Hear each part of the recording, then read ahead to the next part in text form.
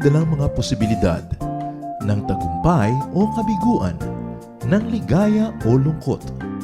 Kaya marapat lamang na tanggapin si Jesus bilang tagapagligtas at Panginoon. At matapos yun ay panariwain ang katapatan at paglapit sa Kanya bawat araw o day by day. Ang day by day ay naglalayong umalalay sa pang-araw-araw na pamumuhay. Narito po si Kuya Ed Lapis sa mensaheng pinamagatang 5 Secrets of a Happy Family.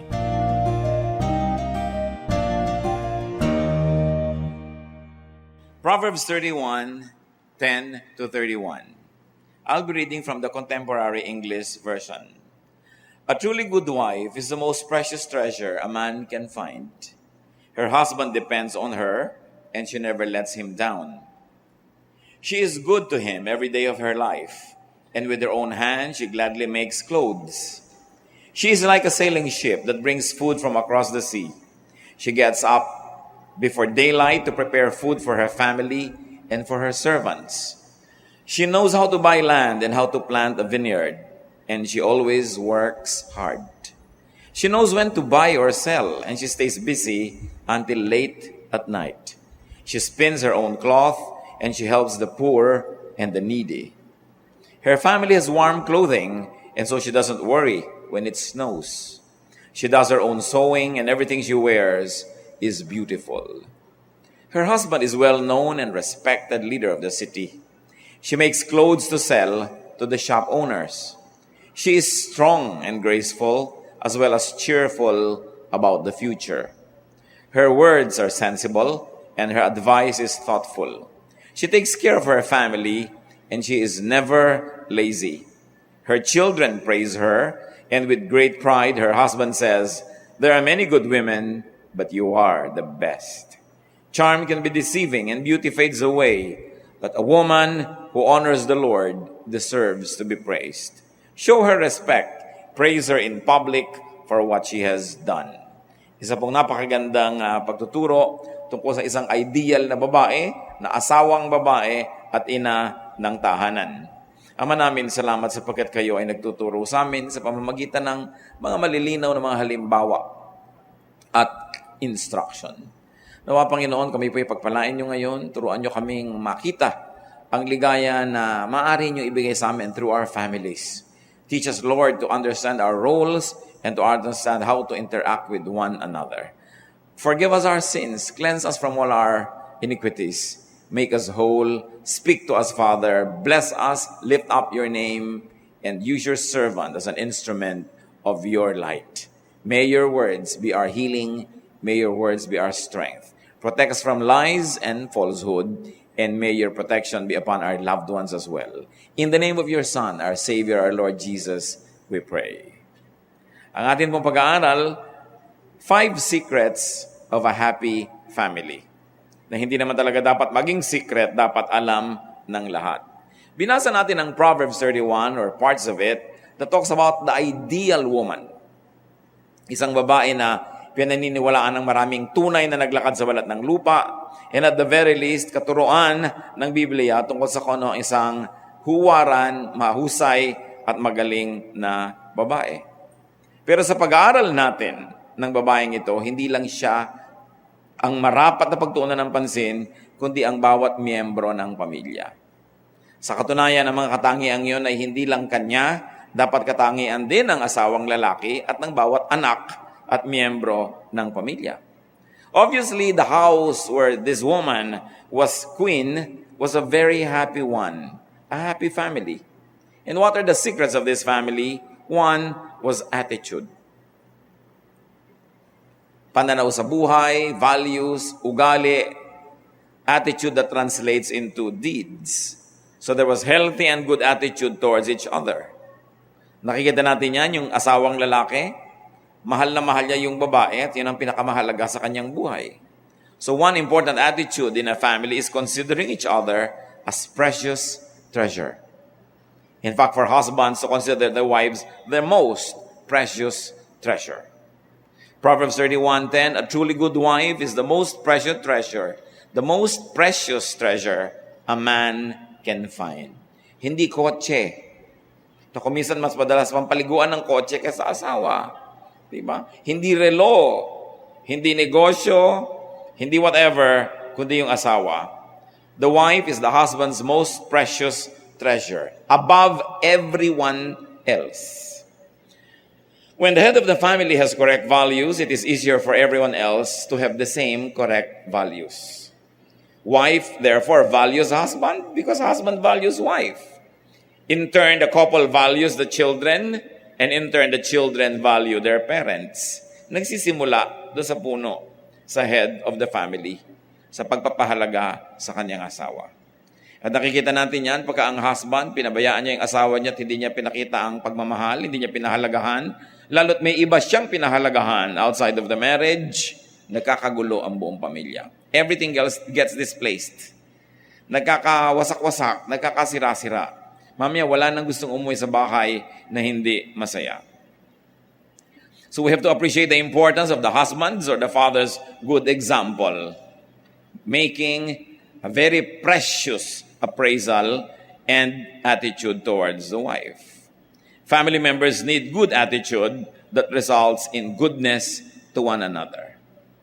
Pag tama ang ugali, tama ang pag-iisip, magiging tama ang bawat kilos. And as we have said, while the verses focus on the precious woman or wife, these ideal traits are actually for and about each member of the family. Hindi lang yung nanay, hindi lang yung asawang babae ang may burden na magpakaganito. Siya ang binigyan ng focus bilang isang halimbawa ng lahat ng miyembro ng pamilya. Nakita natin yung grabing achievement ng babaeng ito. Halos lahat ginawa na, superwoman. Marunong manahe, marunong magburda, marunong magnegosyo, marunong mag-real estate business, marunong mamili ng farm, magpatanim doon, marunong mag-export, marunong magluto, marunong mag-assign sa mga katulong ng gagawin. Napaka-sarap mamuhay. But it is impossible for such a person to exist if all the other members of the family do not support or inspire her. So para lang siyang salamin, nagaging ganun siya kasi sinusuportahan siya ng kanyang asawa. Kita nyo, ang halaga sa asawa, siya ang most precious. Her children arise and call her blessed. No, napaka-sarap na ganun yung role. Siyempre, hindi ka naman gaganahan na magtrabaho to give your best if the other members of the family ignore you. Kaya yan, may effect sa bawat isa. Para mga bola sa billiard table, pag bumangga, nagbangga-banggaan, may epekto sila sa bawat isa. Mahalaga ang kilos ng bawat isa.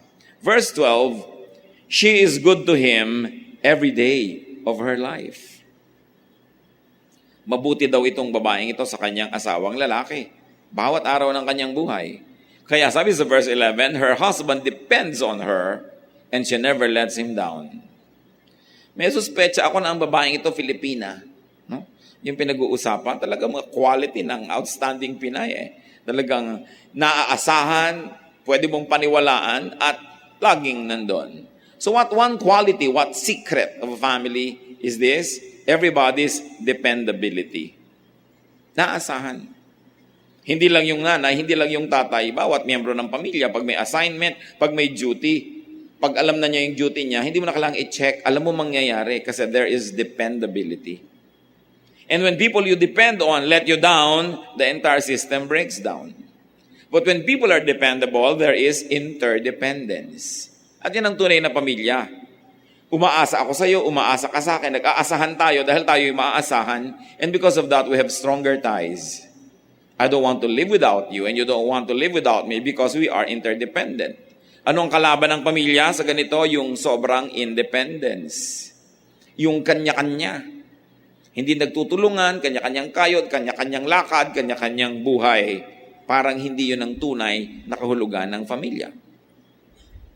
Proverbs 31:15, description pa ng babaeng ito, she gets up before daylight to prepare food for her family and for her servants.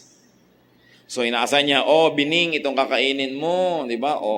Ito ang kakainin mo. Yung lahat ng mga tao naka-assign, hindi magulo. Hindi halo-halo. At ano pang ibig sabihin pagka maaga kang gumigising, special ang nagiging preparation. Hindi kung ano-ano na lang. there is service to one another. Now, it's not always the woman. It can be the man.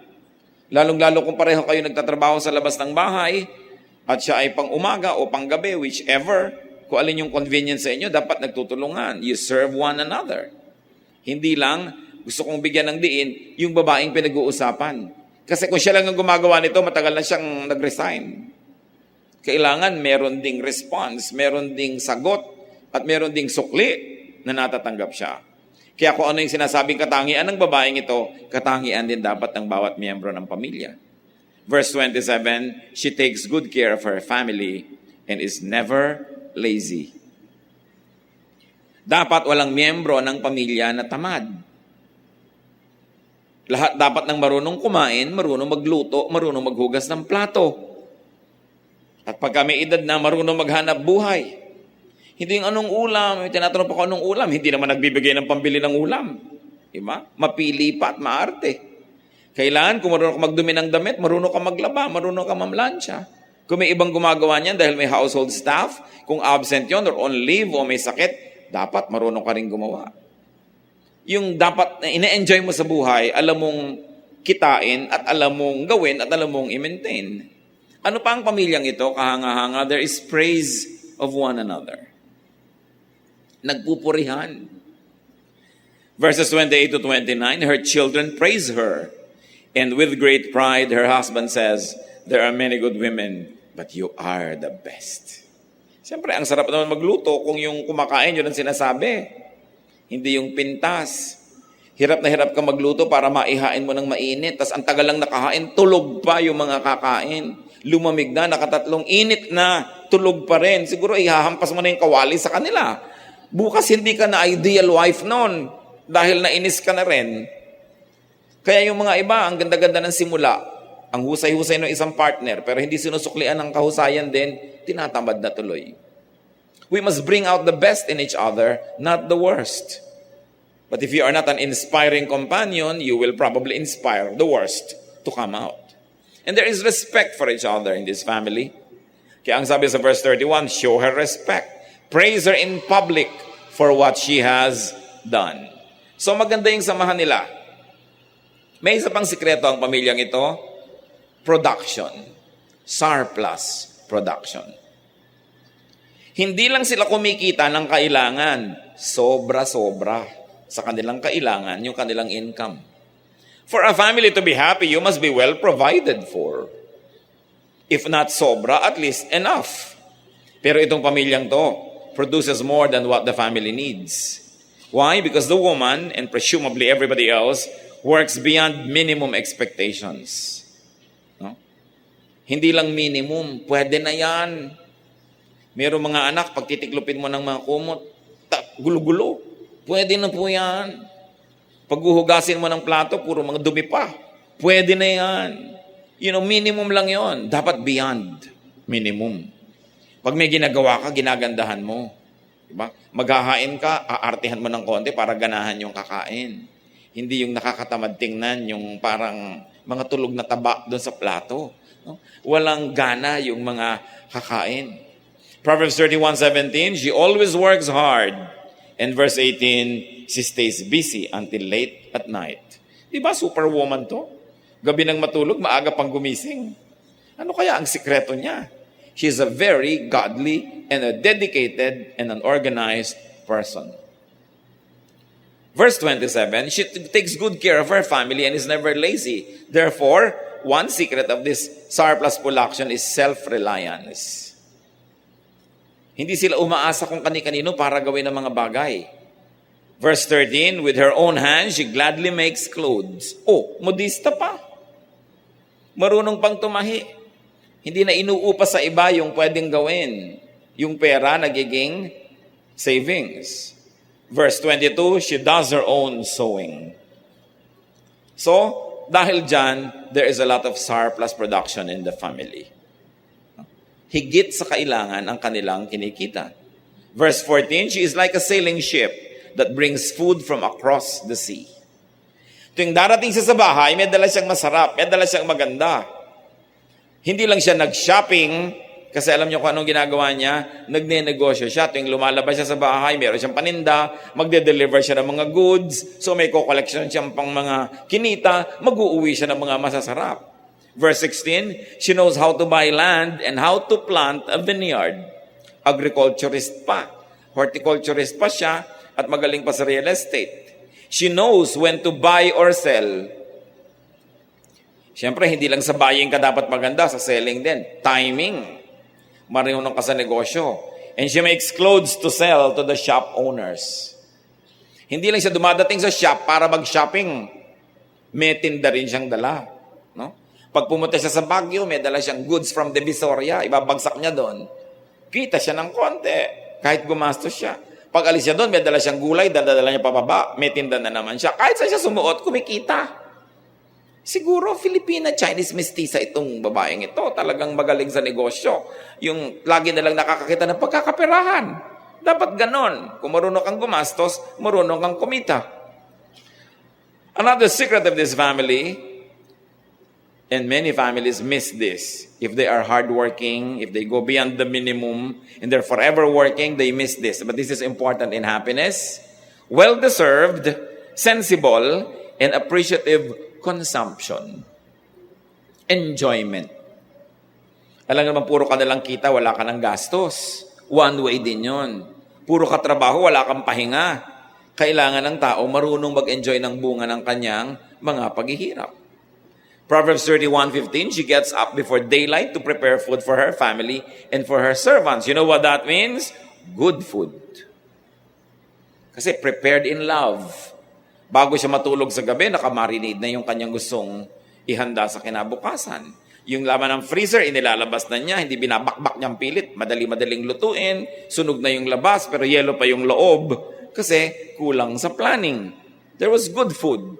Verse 21, her family has warm clothing, and so she doesn't worry when it snows. Sa Israel kasi may winter.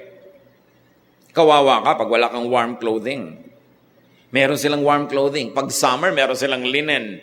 Kung ano ang hinihingi ng panahon, meron silang ganong damit, meron silang ganong sapin sa paa, meron silang ganong sombrero, kasi areglado ang mga leader ng bahay na ito.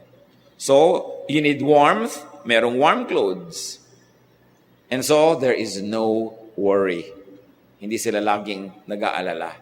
Hindi lalakad na lang, hinahanap pa yung isusuot, hinahanap pa yung plancha, pinaplansya pa, ang init-init pa, suot na.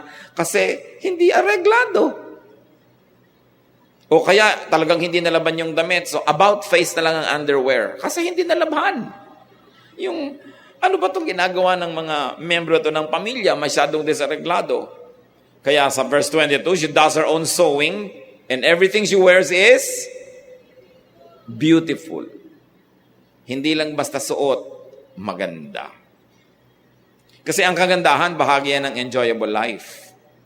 What she wears, and presumably even her linens, her bed covers, her curtains, this house, everything around is beautiful.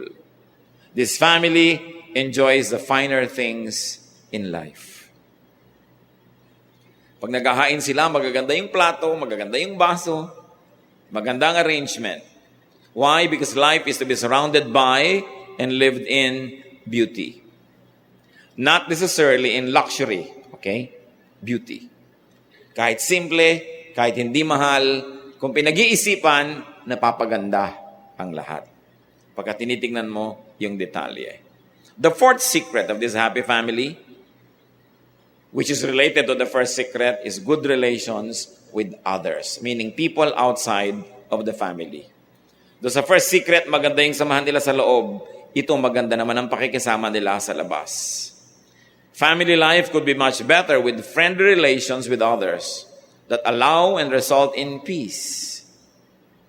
Kung nagmamahalan nga kayo pero basagulero yung tatay mo, palaaway yung nanay mo, chismosa, marami nakakaaway, so naglalakad kayo, nababato kayo ng kung ano-ano, nadadamay ka. Diba? Kaya yung mga matitinong magulang, nagpapakatino sa buhay para huwag magkaroon mga taong galit sa kanila, madadamay tuloy mga anak nila. Naranasan mo yung mga tatay na maglalasing, makikipagsaksakan, pupuntahan ng anak sa labas para tulungan, yung anak ka nasaksak dahil sa lasenggong tatay. Nasusuot sa gulo yung kuya dahil basagulero tong kapatid. Magda-drugs, pagkatapos hindi makaya yung drugs, kung ano-anong gagawin, pati kotse ng kapitbahay, sinusuntok. So anong mangyayari? Makapahawa yung kapatid, mapapahamak. Ang bawat miyembro ng pamilya, may pananagutan tayong maging mabuting tao sa mga tagalabas para huwag tayong magdala ng gulo sa loob. Kawawa naman yung mga magulang na walang ginagawa kundi hanapin ka sa ospital o kaya sa presinto o sa morgue. Unfair. Kumisan tahimik na tahimik ang buhay mo, pinapatino mo, nagkakagulo-gulo yung buhay mo dahil may member ng family na gumagawa ng mga kabalbalan, nadadama yung mga ibang members. Pero if our family members know how to have good relations outside, there is peace. There's trading. Siyempre, kung manggagancho yung tatay at nanay mo, minsan lang makapagnegosyo yan, tapos minaantutri niya yung mga kanegosyo niya, mamaya puro maniningil yun nasa pinto nyo, puro mga naniningil, puro galit, wala na kayong ibang negosyong pwedeng gawin. When the people are well-behaved, there is security enjoyed by the members. Kaya ang sabi sa verse 16, she knows how to buy land.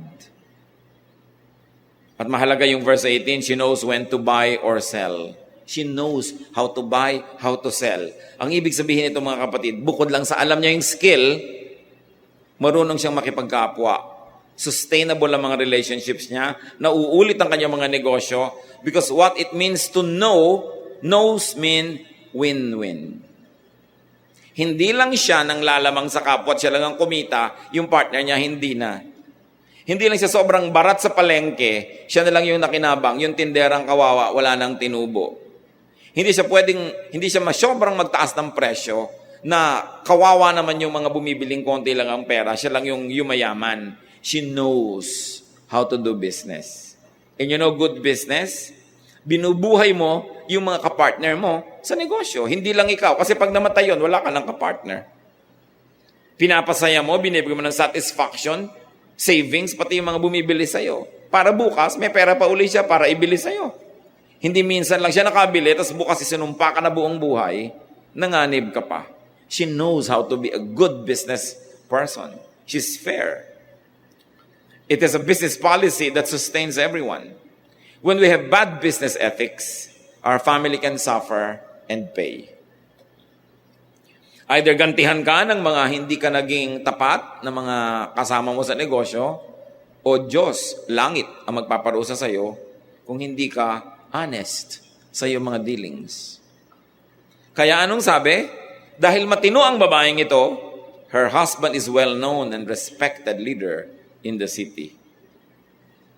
Kung meron tayong family member na 'di ba gumagawa ng sobrang mga mali, halos ayaw mo na ipakita yung mukha mo sa kapitbahay, halos ayaw mo nang pumunta sa country club, halos ayaw mo nang makita sa ibang lugar kasi nakakahiya. Kaya meron tayong pananagutan na ikarangal tayo, ipagmalaki tayo ng mga miyembro ng pamilya natin, hindi ikahiya. Mga estudyante, abay may awa naman kayo sa nanay at tatay nyo kung laging napapatawag ng principal. Lagi na lang ipinapatawag ng dean. Lagi nakikiusap sa mga paaralan na tanggapin na kayo, nakakapitong lipat na. 8 kick out na, hindi pa kayo matahimik sa buhay. Kawawa naman yung mga magulang. No?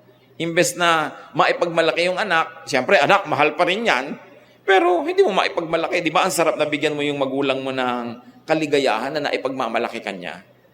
Siyempre, maipagyabang ka naman kahit konti ng magulang. Alam niya namang magulang, kahit konti lang, masaya na. Pero lalo na kung marami. So every member is to strive for personal respectability. Mga kadalagahan, iniingatan nyo inyong puri. Hindi yung uuwi kayo biglang buntis. Tapos hindi nyo alam kung sino dahil madilim noon. Ano namang hirap ang ibibigay nyo sa inyong mga magulang? Pero siyempre, kahit nangyayari pa nga yan, nananaig yung pag-ibig ng magulang, sinusustain ka, tinutulungan ka, pero hindi ba mas masarap yung binibigay mo kasiyahan, lalo kung may edad na yung mga magulang.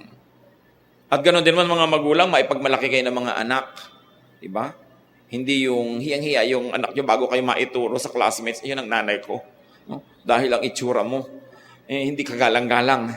So napakahalaga na sinasaalang-alang mo yung nararamdaman ng iyong family member. Isa pa ang mahusay sa babaeng ito. Proverbs 31:20, she helps the poor and the needy. She opens her hands to the poor. Pag kayo'y mabait sa mga kawawa, sa mga maralita, sa mga mahina, may sakit, sa mga balo, sa mga ulila, sa matatanda, sa mga sobrang bata. Natutuwa sa inyo ang langit. At pag natuwa sa inyo ang Diyos, siyempre, nadadama yung mga anak nyo sa blessing. Pero kung nagalit sa iyo ang langit, damay din sila sa mga palo at hampas ng langit. Hindi lang yun. Pag charitable ka, lumalaki ang mga anak mo, nakakakita ng tamang values. Iisipin nyo, itong babaeng ito, lahat na lang ginawa, trabaho, hanap buhay. Iisipin nyo, puro siya, business is business. Puro na lang pera, puro kabig, puro kwenta, puro tuos. Pero hindi. Kumikita siya ng sobra para mag-enjoy ang kanyang pamilya at nang may maibigay pa siya sa charity. Hindi lang siya kita ng kita for the sake of money. Hindi siya lover of money. She is a maker and producer of money, but not a lover of it. Because she loves God, she loves her family, and she loves even the poor. Ano pa nga naman ang maipipintas mo sa kanya? The good we do, return to our family members. But of course, the bad we do also does the same. Kung ano itinanim natin, inaani natin at ng mga mahal natin sa buhay. The fifth secret of this family, wisdom. This woman who represents the family in this study, verse 26, her words are sensible and her advice is thoughtful. It's very precious when you have a mother or a father whose words are sensible. Pag bumubuka ang bibig, may kahulugan, may katuturan, hindi walang kwenta. Pag nagpapayo, pinag-iisipan ang sinasabi. This actually is inner beauty. And this is the most important of all the forms of beauty, inner beauty. Pag nagsalita, nakita mo yung puso, aba, ang ganda ng puso.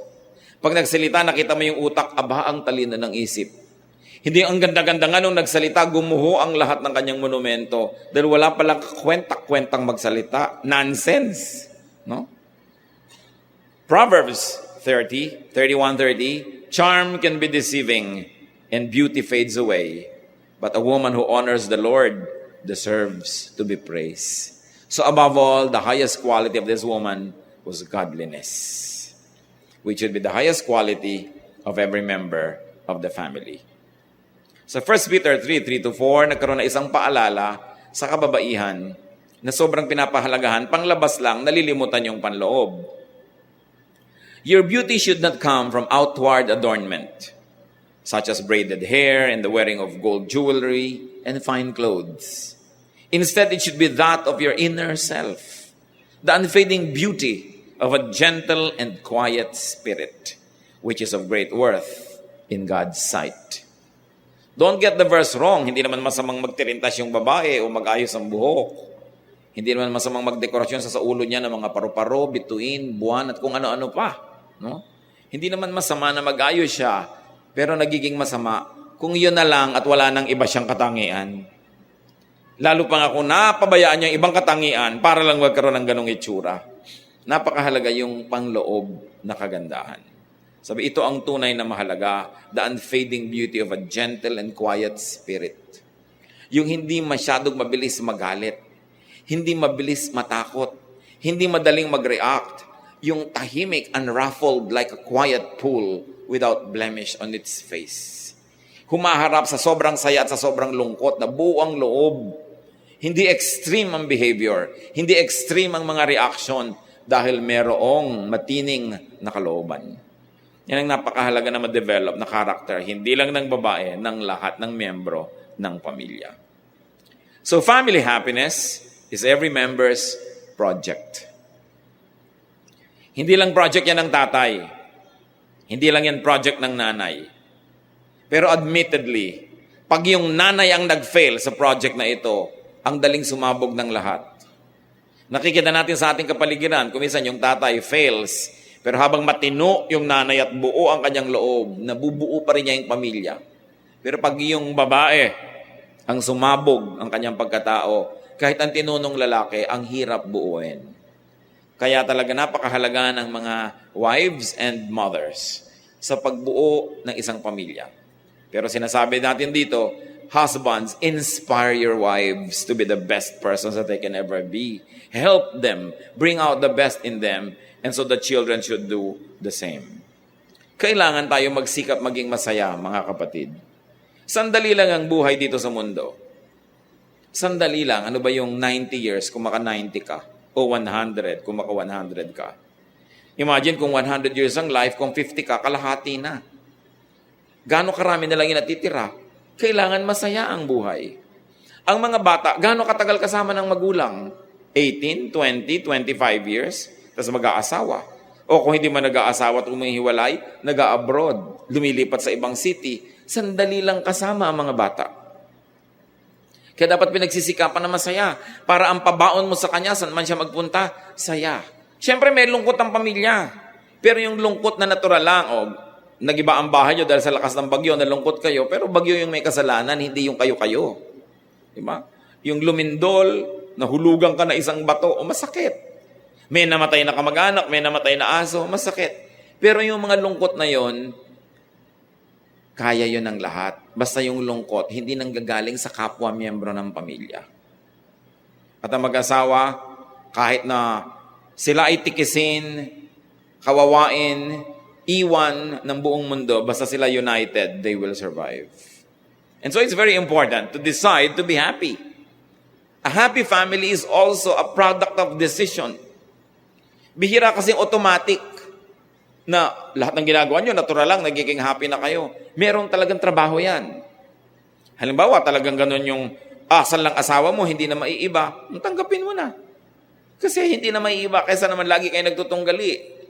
Meron talagang hilig ng anak mo, fine arts, pinipilit mo mag-engineering. O kaya, gusto niya engineering, pinipilit mo mag-fine arts. Meron siyang likas. Ang tao, siya nagbo-blossom, nagiging masaya, mabunga, kung nandun siya sa likas, sa hiyang sa kanya. Kaya ang trabaho dapat ng family members is to encourage and support one another to be the best versions of themselves, not to be cheap second-rate copycats of their cousins or their other relatives or other friends. So, dapat dentist ka kasi mga pinsan mo dentist, ginagawa mo siyang copycat. Kung ayaw niya, paano? Kuminsan, pinagbibigyan ng magulang, napipilitan ng bata, pero kalahati lang ang saya. Tapos buong buhay, ang kaharap niya mga ngiping bulok, hindi naman niya gusto yon. Paano siya sasaya? You have cursed the person unto a life that he did not like. Sandali lang nga yung buhay. Kaya dapat magpasya tayo.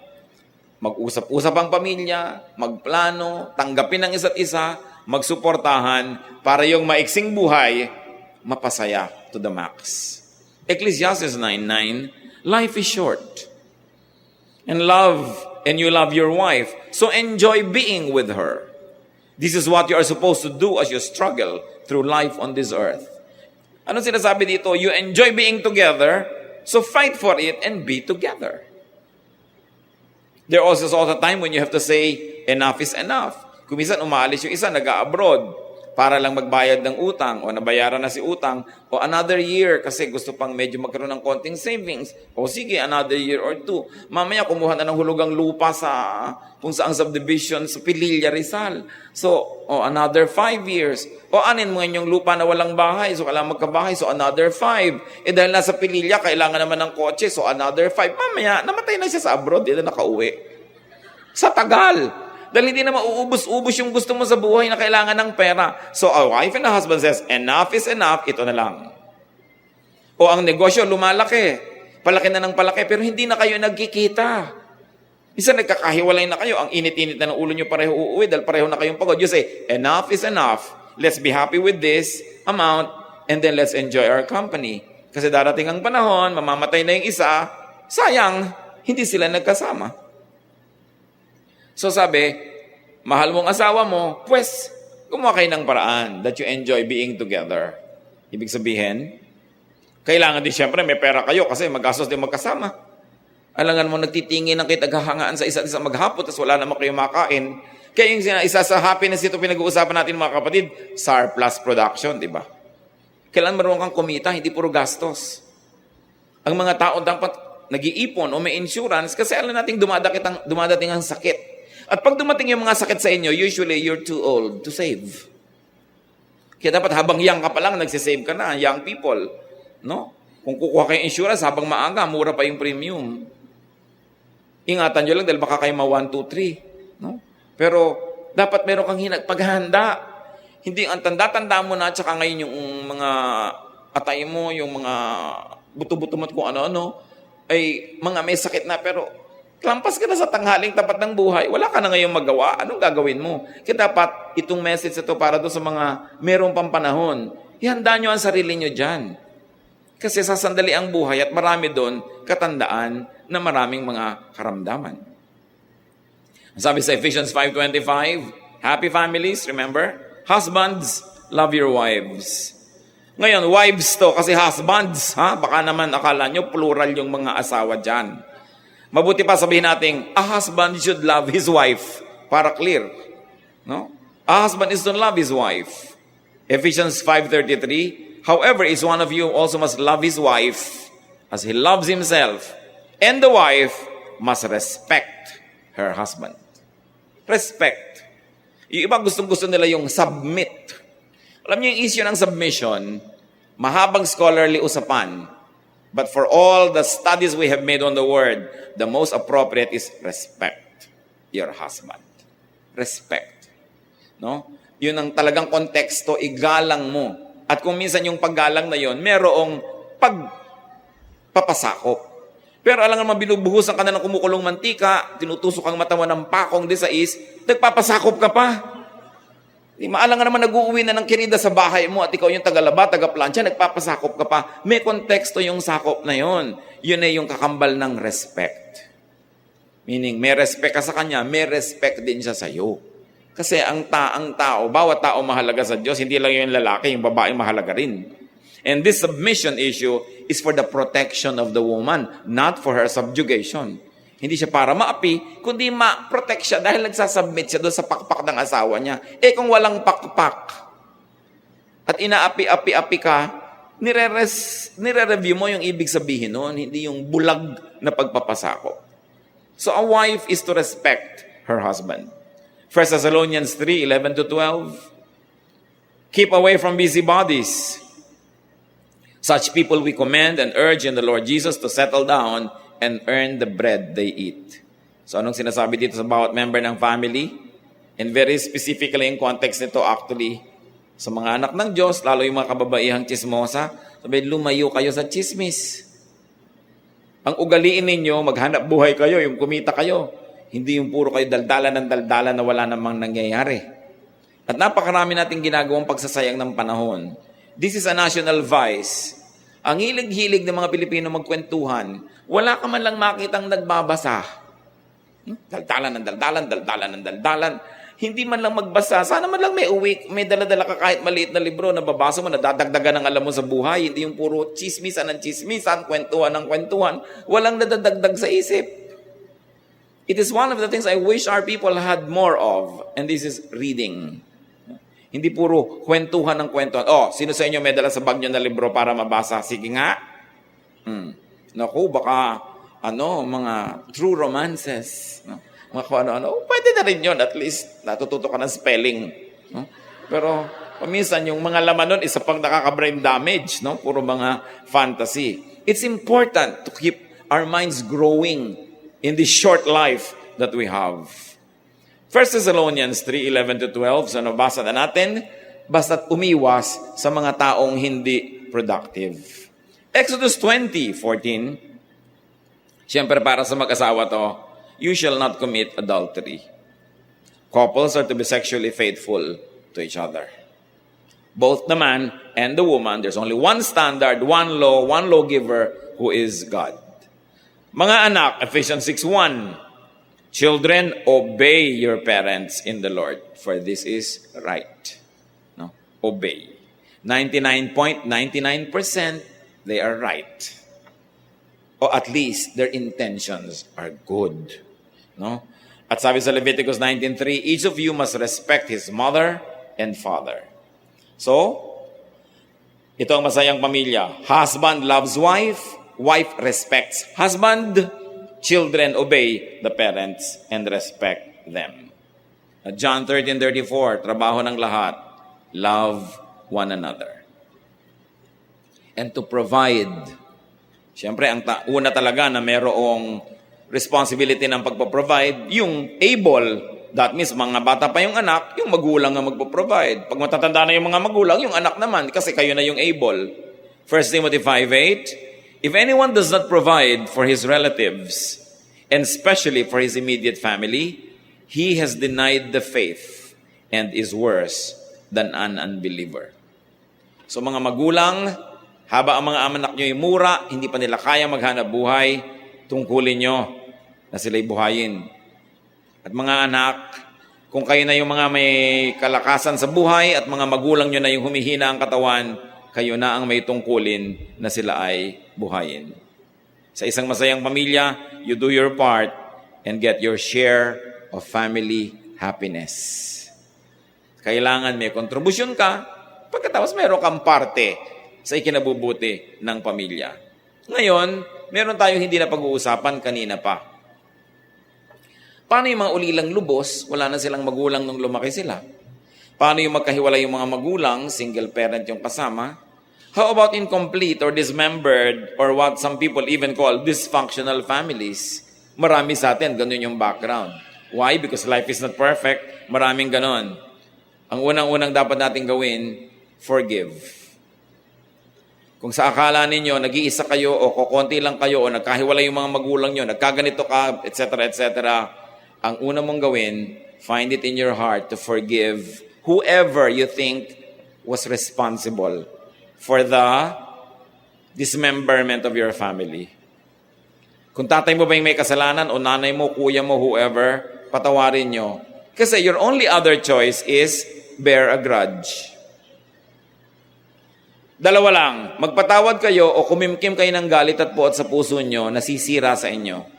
Kung nakasira na sa inyo nung araw, yung ginawa nila noon, habang hindi nyo sila pinapatawad, patuloy kayo nasisira.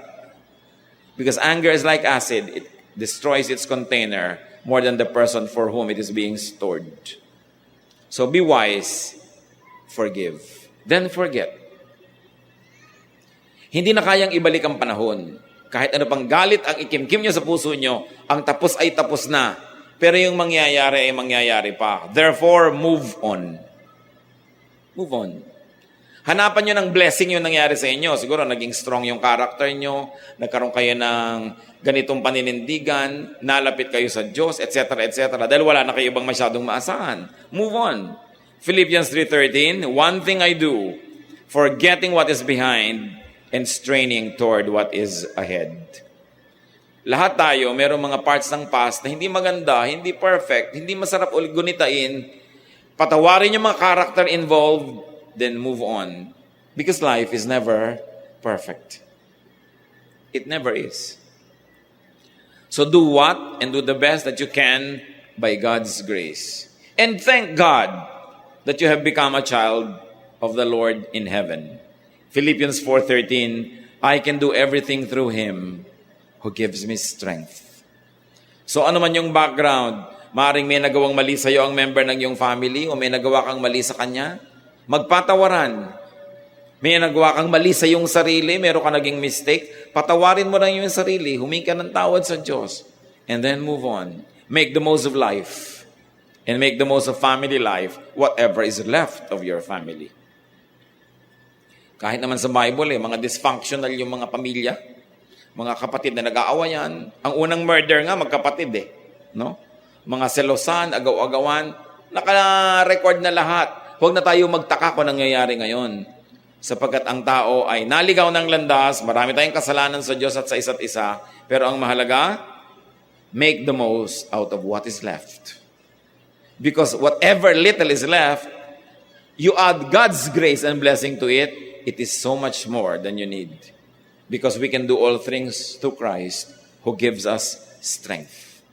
At kahit anong kulang sa atin, pag ang Panginoong Hesus ang pinapuno natin, umaapaw pa yan. Sabi nga, siksik, liglig at umaapaw pa. Pagka ang Diyos ang nagpuno. Yung mga walang tatay, ang Diyos ang gawin yung tatay talaga sa buhay. Yung mga walang nanay, pwede rin ang Diyos na nanay. Hindi naman siya tatay lang o nanay lang, siya yung magulang. No? Generic talaga. Parent ang ating Diyos. At pagkatapos, maglingkod tayo sa ating mga mahal sa buhay. Yung paglilingkod natin can strengthen them. Sometimes yung ating pag-unawa, malaking-malaking bagay pala doon sa tao kasi kung hindi natin siya ununawa noon, nag-suicide na pala o sumabog na, nagbaliw na dahil bibigay na, yun na lang hanggang doon na lang ang kaya niya. Pero inunawa mo, minahal mo, na-extend ang kanyang sanity, na-extend ang kanyang buhay. Tulad ng babae, sa verse 21, her family has warm clothing and so she does not worry when it snows. Do what you can to contribute to family security so that people don't have to worry needlessly. And Proverbs 31:25, she is strong and graceful as well as cheerful about the future. Sino ang pwede maging cheerful about the future? Yung may savings. Yung alam mo na, sige, datanda ako pero meron akong inipon. O darating ang enrollment, meron akong nakatabi. O darating ang gastos, kumikita naman tayo. Kaya mahalaga yung surplus production. Now, when you don't have surplus and you don't even have enough, how do you become happy? May turo pa rin dyan ang Biblia. Be contented with what you have. Pero yun na dapat ang huli, hindi una. Alam nga namang, ang pobre-pobre mo, kontento ka na. Hindi ka na asenso. Walang-wala kang achievement, kontento ka na. No. Contentment is the last resort, not the first. You do your best, and after you've done your best, be contented with what God gives you. Pero hindi yun ang una, kasi yung contentment na nasa una pa lang, kawalan ng ambisyon yun. Katamaran yun. Dapat masipag ka, may desire ka, may gusto kang ma-achieve. So you achieve.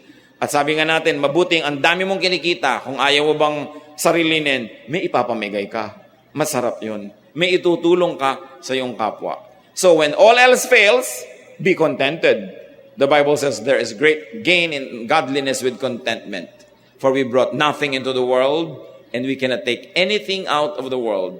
Ngayon, hindi lang yung pakonsuelo nang wala na magawa. Totoo yun. Godliness din ang contentment.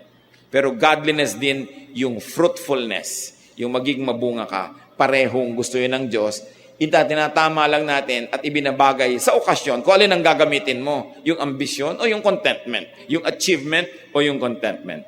So the secrets of a happy family life are no secrets at all. Nasa Biblia yan. Secret lang yan sa mga hindi nagbabasa ng Biblia. The secrets of family life should not be secrets. Attitude, surplus production, sensible enjoyment, well-deserved enjoyment, good relations with others, and wisdom.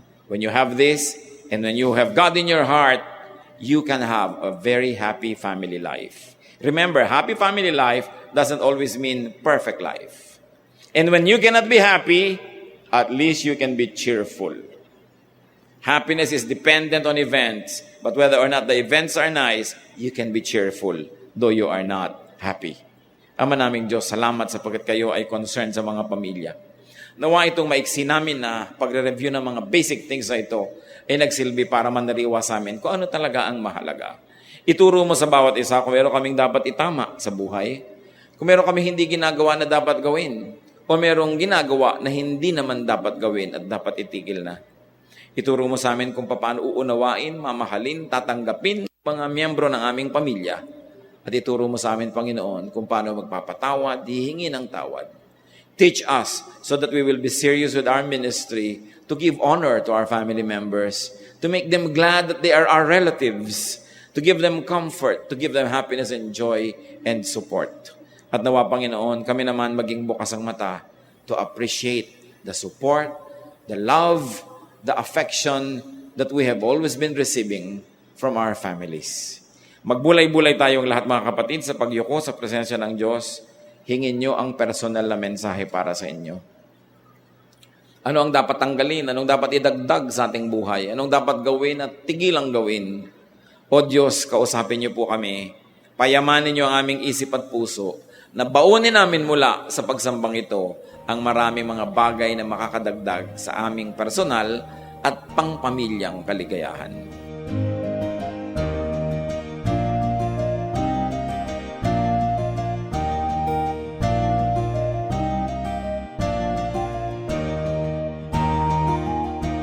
Ang katatapos pong mensahe ni Kuya Ed Lapiz ay pinamagatang 5 Secrets of a Happy Family.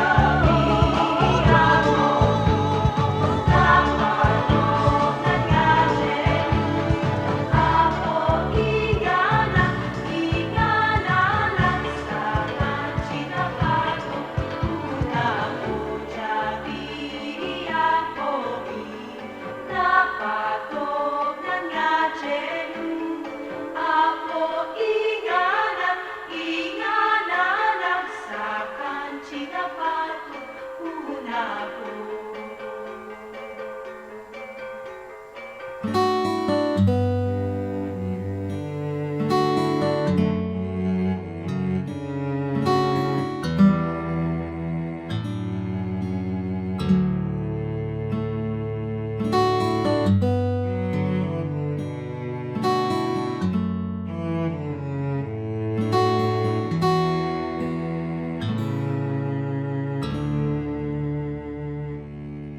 Aking damdamin, di mapalagi, at ang isipan ay laging ligaw. Di mawawari ang buhay palagi, kahit itama ay hindi sapat. Nais kong itamang lahat, ngunit iabot at di sapat. Jesus, kailangan kita. Jesus, hindi mangangamba. Jesus, pag-ibig niyo'y iba, di mapapantayan kahit na sino man. Jesus,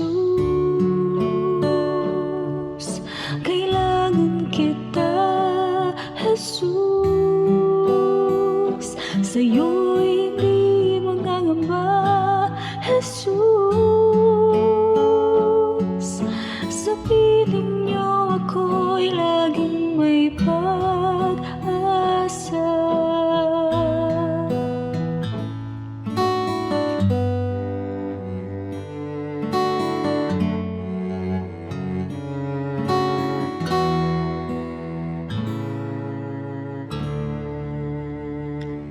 Aking damdamin, di mapalagi, at ang isipan ay laging ligaw. Di mawawari ang buhay palagi, kahit itama ay hindi sapat. Nais kong itama ang lahat, ngunit iabot at di sapat. Jesus, kailangan kita. Jesus,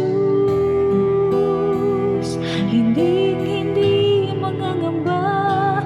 Jesus, pag-ibig niyo'y iba, di mapapantayan kahit na sino man. Jesus, kailangan kita. Jesus, sa'yo'y hindi mangangamba. Jesus, sa piling niyo ako'y laging may pag-asa.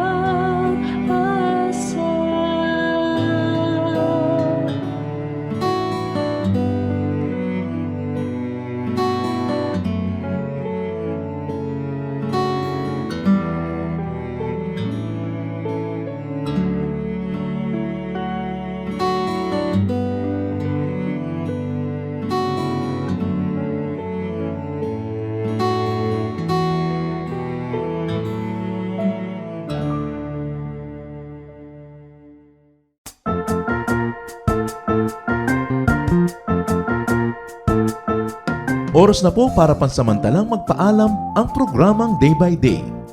Tayo po'y magsama-sama tuwing ika-6 hanggang ika-7 ng umaga, araw-araw. Magandang umaga po at mabuhay ang Panginoong Hesus!